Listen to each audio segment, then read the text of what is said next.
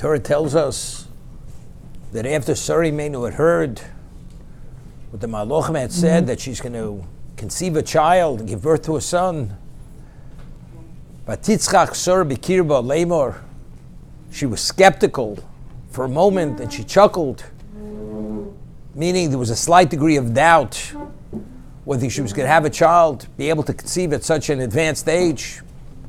And Hashem comes to Avram and says, Lo matzok Sarah. Why was she skeptical? Why did she question? Is anything beyond God's ability?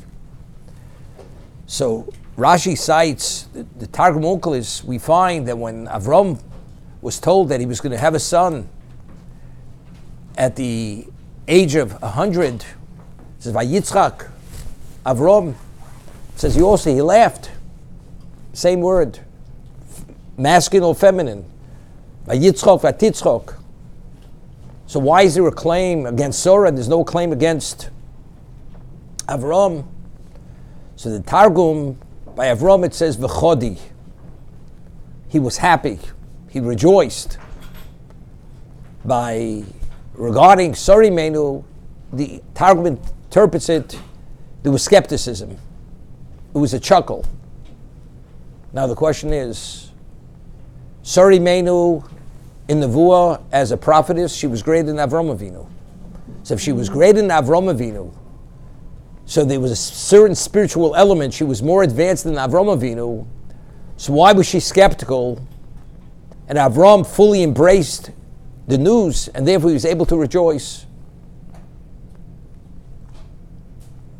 We find that after Avram had returned to Canaan, and he lived 10 years in Canaan, and Sarah Imeinu did not conceive, she said to Avram, I will take my maidservant Hagar, give it to you as a wife, and she said, Shemi boni mimena, maybe I will build a child, a house through her.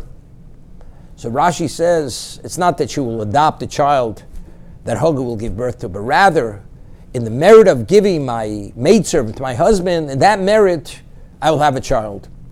By giving the maidservant, how does that somehow engender a merit that she should be worthy of a child? The Gemara tells us in Megillah that every woman is envious of the thigh of her fellow woman.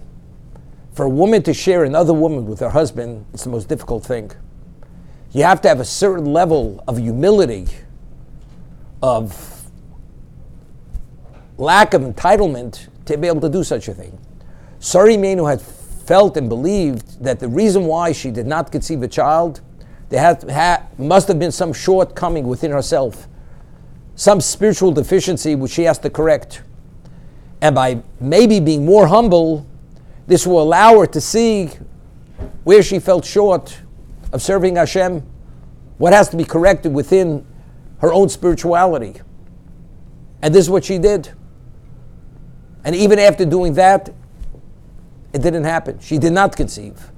So in her mind, she left no stone unturned, spiritually speaking, to be worthy to conceive.